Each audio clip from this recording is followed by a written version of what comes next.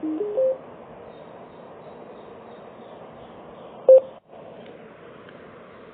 morning, class 8 students. Till last week we have discussed chapter 2nd, our land as a resource, its use, land use, and now a topic for today, that is conservation of land resource. How to conserve our land as a resource. Growing population and their ever-growing demand has led to a large-scale destruction of tree, forest cover and arable land and has created a fear of losing this natural resource. So with the growing population and our ever-growing demands, it has led to a large-scale destruction of the forest. We are cutting the forest for building our houses, factories, buildings, etc. And we are also destroying our arable land, and which has created a fear of losing this natural resource. Therefore, the present rate of degradation of land must be checked. It should be checked, the rate at which we are degrading our land. Afforestation, that means what? Growing of trees. Land reclamation, that is filling of the land. The seabeds, we are filling up the seabeds for creating land. Regulated use of chemical pesticides and fertilizers, and also checks on overgrazing. These are some of the common methods used to conserve our land resource. So these are the methods to conserve the land resource: afforestation, land reclamation, regulated use of the chemical pesticides which we are using in our fields and fertilizers, and checks on overgrazing. These are the methods to conserve our land resource. Now coming on to the second resource, soil. What is soil? It is a thin layer of grainy substance which is covering the surface of the earth. It is closely linked to land.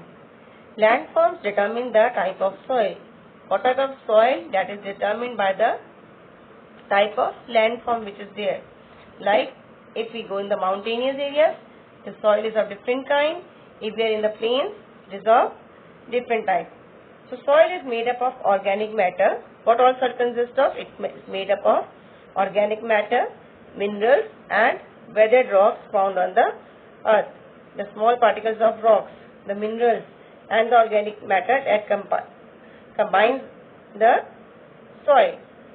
This happens through the process of weathering, and this all takes place by the process of weathering. The right mix of minerals, amount of minerals and organic matter present in the soil makes the soil fertile. If the soil is rich in minerals and organic matter, that soil is termed as fertile soil. In the glossary, the definition of weathering is given. Weathering, what is weathering? It is the breaking up and decay of exposed rocks. The rocks are exposed, they break up by temperature change, frost action, plants, animals and human activity. That is called weathering.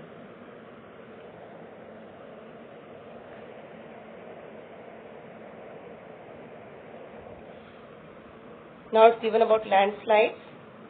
What are landslides? कई बार आपने सुना होगा जमीन खिसक गई, सुना आपने? So that is landslides.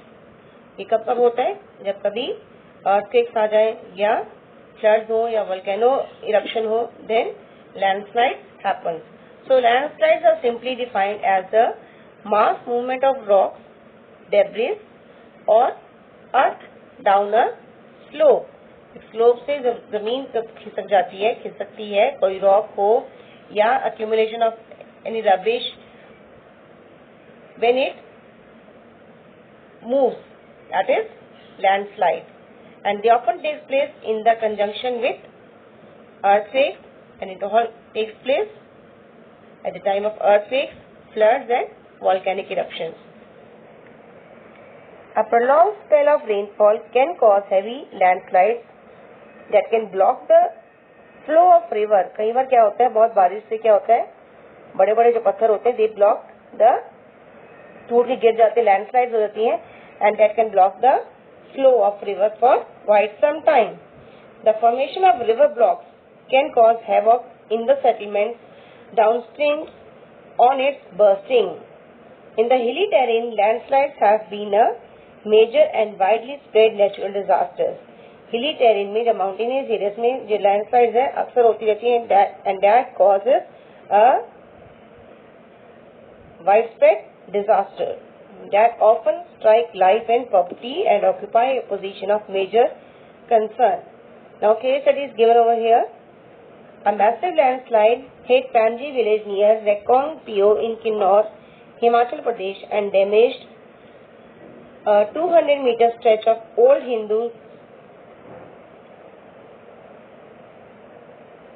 Hindustan Tibet Road, National Highway 22. This landslide was triggered by intense blasting at Panji village. Due to the blasting, this weak zone of slope, blasting की वजह से जो वीक जोन, ये जो slope height collapsed and caused intense damage to the road and nearby village. The Panji village was completely vacated to avoid any possible loss of life. Now given mitigation mechanism. What is mitigation mechanism? Advancement in scientific techniques has empowered us to understand what factors cause landslides. Advancement. Because of the advancement in the scientific techniques, it has empowered us, it has given us the power to understand what factors cause landslides and how to manage the disasters. Some broad mitigation techniques of landslides are as follows. These are the techniques of to overcome the landslides. Hazard mapping to locate areas prone to landslides, mapping of the areas which are prone to landslides, hence such areas can be avoided for building the settlements. Secondly, construction of retention walls to stop land from slipping, building up of walls next to the area which is in the danger of slipping. Increase in the vegetation cover to arrest landslides, and the surface drainage control works to control the movement of landslides along with rainwater and spring flows. The surface drainage control work should be also be controlled to control the movement of the landslides. Now we will study about the factors of soil formation.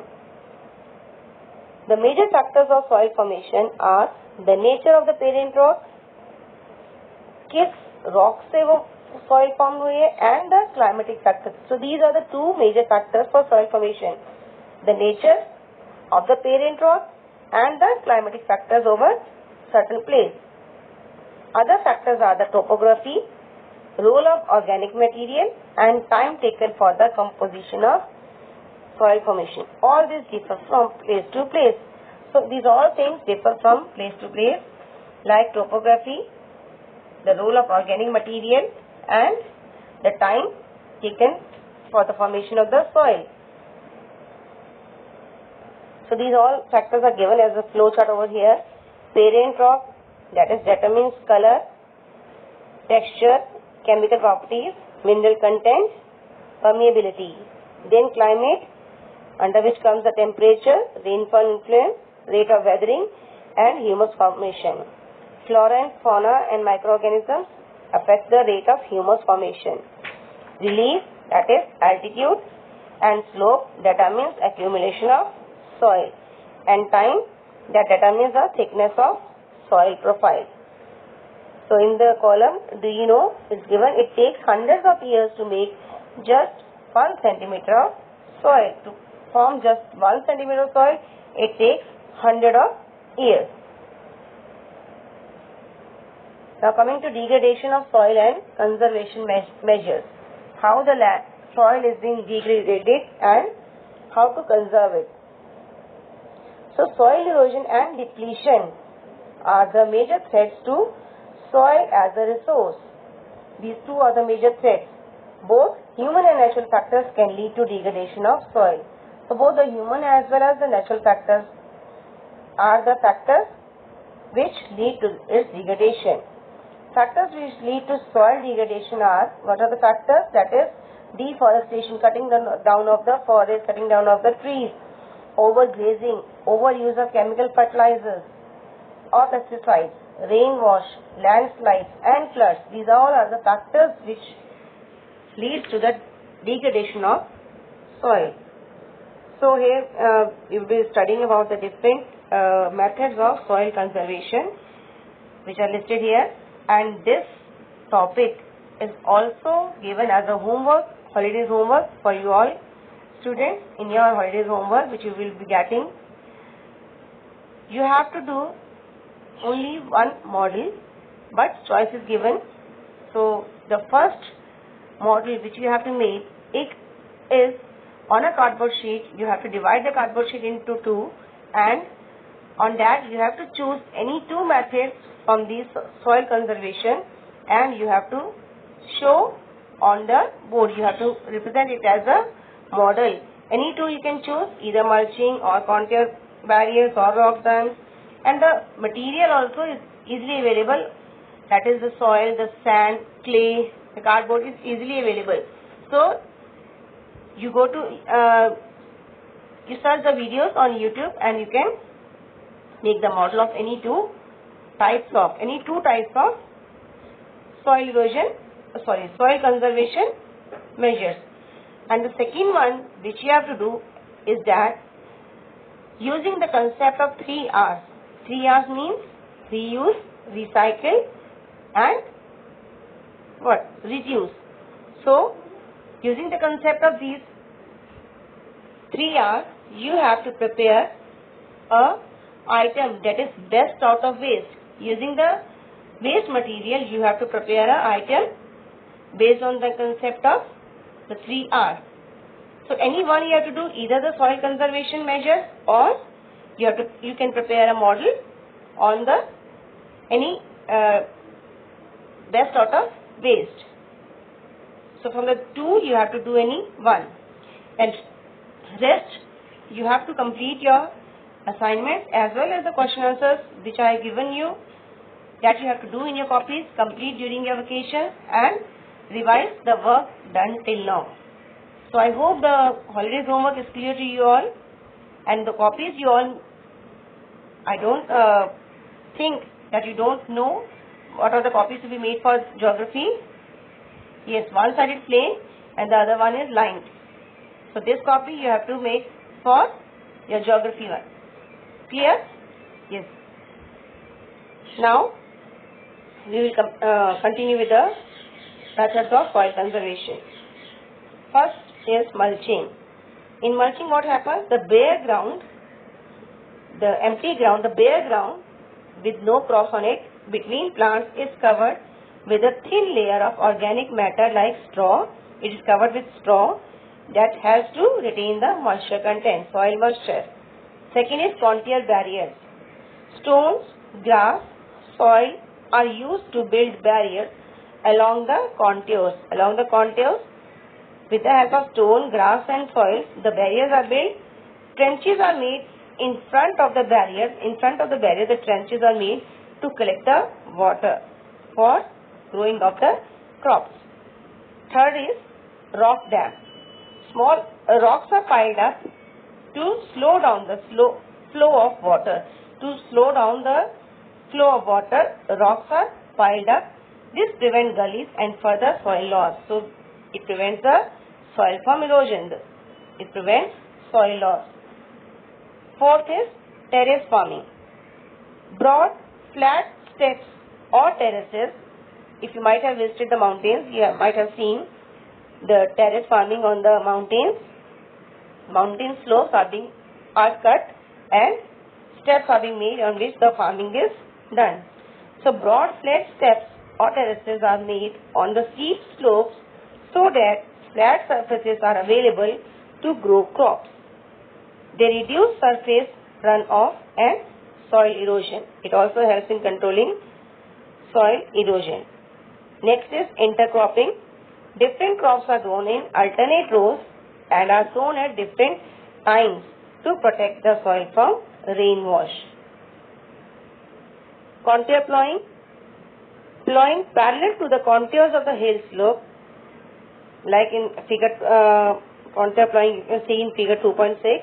Plowing parallel to the contours of a hill slope to form natural barriers for water to flow down to the slope. And last of all is shelter belts. Shelter belt, this type of conservation is done in the coastal and dry regions where rows of trees are planted to check the wind movement to protect soil cover. Clear to you all? So any tool you can represent as you can make a model on a cardboard. Clear? Now coming to our next resource, that is water. Water is also a vital renewable resource, natural resource. 3/4 of the earth's surface is covered with water. That you all know that 3/4 surface is covered with water. It is therefore appropriately called the water planet. That is why Earth is called water planet, or you may call blue planet also. It was in the primitive oceans that life began almost 3.5 billion years back. Even today, the ocean covers 2/3 of the Earth's surface and supports a rich variety of plant and animal life. Because of the ocean cover 2/3 of the Earth's surface, it supports a rich variety of plant and animal life. Because of the presence of water, it supports variety of plant and animal life. The ocean water is, however, saline. You all know that ocean water is saline and it is not fit for human consumption. So only fresh water, it accounts for just 2.7%. And that too, nearly 70% of this occurs as ice sheets. Fresh water is in the form of ice sheets, glaciers in Antarctica, Greenland and mountain regions. Due to their location and because of their location, they are inaccessible. We cannot reach over there. So from the 70%, only 1%, from this 2.7%, only 1% of fresh water is available fit for human use. And that too is found in groundwater. It is found as groundwater, as surface water in rivers and lakes, and as water vapor in the atmosphere. Fresh water is therefore the most precious substance on earth. It is the most precious substance without which we cannot survive. Water can neither be added nor subtracted. So its quantity cannot be added nor subtracted. Its total volume remains constant. Its abundance only seems to vary. Its abundance, it only seems because it is in constant motion. It is in constant motion. Like cycling through the oceans, the air, firstly evaporation is done. Evaporation process goes on. Then condensation. Then again precipitation. So the cycle goes on. So this you already know is referred to as water cycle.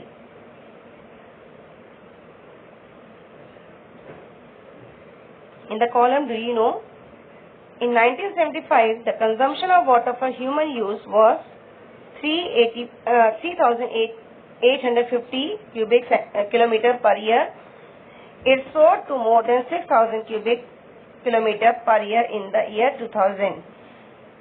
A dripping tap wastes 1200 liters of water in a year.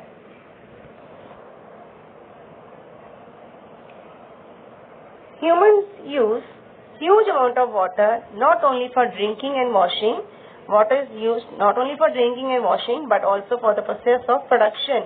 In agriculture also water is used. Water for agriculture, industries and for generating electricity through reservoirs of dams are the other usages of water.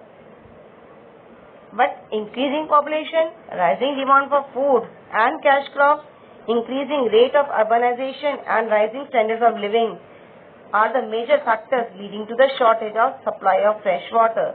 So because of the increasing population, because of increasing demand of food supply, increasing urbanization, the living standard of the people, these all leads to the shortage of this fresh water supply. that is due to either drying up of water sources or water pollution. Problems of water availability. There is scarcity of water in many regions of the world. You might have heard that in certain areas there is scarcity of water, like in the countries like most of Africa, West Asia, South Asia, parts of Western USA, Northwest Mexico, parts of South America and entire Australia are facing shortages in fresh water supply. Countries located in climatic zones more susceptible to drought face great problems of water scarcity.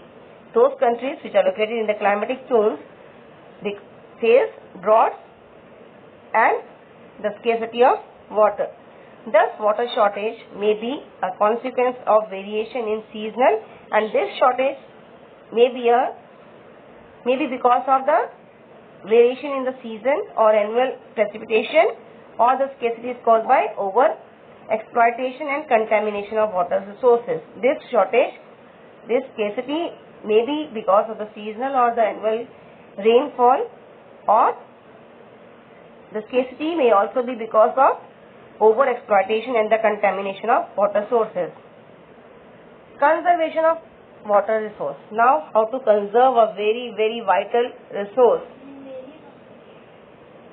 Access to clean and adequate water source is a major problem facing the world today. We all are facing this problem to have adequate and clean water. Steps are being taken to conserve this dwindling resource. Even though water is a renewable resource, its overuse and pollution makes it unfit for use. Because we are polluting this vital resource, so it's leading to its scarcity. Discharge of untreated or partially treated sewage, agricultural chemicals and industrial effluents in water bodies are major contaminants. We are contaminating this water sources by discharging the untreated or partially treated sewage waste, agricultural chemicals and industrial waste in the water bodies. They pollute water with nitrates, metals and pesticides. So water is being polluted by nitrates, metals and pesticides. Most of these chemicals are non-biodegradable and reach human bodies through water. So most of these chemicals are non-biodegradable, which does not decompose, and these reach the bodies, human bodies, through water. Water pollution can be controlled by treating these effluents suitably before releasing them. The industry should treat the water before releasing them into the water bodies. Forest and other vegetation cover slow the surface runoff. So forest and vegetation cover, it slows the surface runoff and also replenish the underground water. Water harvesting is another method. These are all the methods of soil water conservation. So water harvesting is another method to save surface runoff. The canals used for irrigating land should be properly lined to minimize losses by water seepage. Sprinklers, in the figure is given, which is shown of the water sprinklers. Sprinklers effectively irrigate the area by checking water losses through seepage and evaporation. In dry regions with high rate of evaporation, where it's a dry region, high rate of evaporation is there, drip or trickle irrigation is very useful.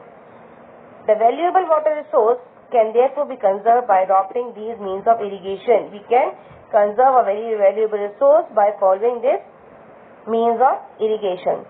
So students, we have discussed land, soil and water. So till here we will be doing in this class only. Natural vegetation and wildlife we will discuss afterwards, but I have given you the assignment and all the question answers of this chapter, which you can do in your copies. Complete your work, revise all your work, and the holidays homework which I discussed with you, any two models, you have to do only one. So there's nothing to panic, students. The models which I gave you, which have been given to you, they are very easy. So with the help of your elders or taking the help from the videos, you can do the models. So enjoy your vacations, study hard and stay indoors, stay safe. Thank you.